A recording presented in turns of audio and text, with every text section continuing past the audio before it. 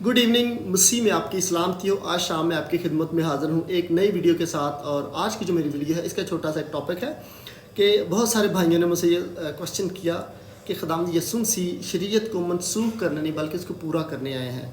ये लिखा हुआ है मत्ती की अंजील और उसकी 17 वर्स में। तो मेरे अजीज़ों, खुदावंद यीशु मसीह शरीयत को किस तरह से पूरा करते हैं? मसीह के बारे में जो पुराने अहद में या शरीयत में नबूवतें लिखी गई थी कि एक बर्रा आएगा जो जहान के गुनाहों को उठा ले जाएगा। तो खुदावंद यीशु मसीह अपनी पहली आमद पर जब इस दुनिया में आते हैं तो वो नबूवतें वो प्रोफेसी जो खुदावंद यीशु मसीह के बारे में शरीयत में लिखी हुई थी, जब वो आते हैं तो उनकी तकमील करते हैं, उन नबूवतों की तकमील करते हैं। इस तरह से खुदावंद यीशु मसीह शरीयत को मनसूख नहीं करते बल्कि उसको पूरा करते हैं। मैं इसको मज़ीद सिंप्लीफाई करता हूँ आपके लिए। लिखा है कि मनसूख करने नहीं बल्कि पूरा करने आया हूँ।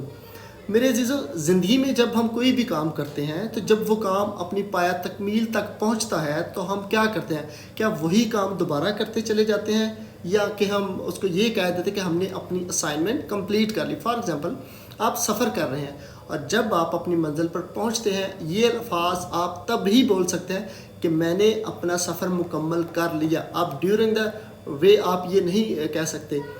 खुदावंद यीशु मसीह भी यहाँ पे लिखता है कि मैं इसको पूरा करने आया हूँ। पूरा करने के बाद वो एक नए दौर का, नए जिसको फजल कहते हैं, उसका आगाज़ करते हैं। यहाँ से एक नया दौर शुरू होता है।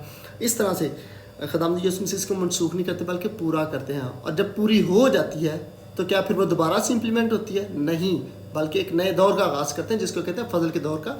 और दूसरा, बहुत सारी ऐसी चीज़ें जो शरीयत में थी वो आगे नहीं चलती। फॉर एग्ज़ाम्पल, अब शरीयत में ख़तना होता था, अब यहाँ पे ख़तने का कोई फ़ायदा नहीं है। क्यों? क्योंकि एक नए दौर में हम चल पड़े हैं, नए दौर का आगाज़ करें। शरीयत में क्या था? कुर्बानियाँ थी। अब कुर्बानियाँ क्यों नहीं देते? कोई भी नहीं देता। ठीक है। उसके अलावा शरीयत में क्या था?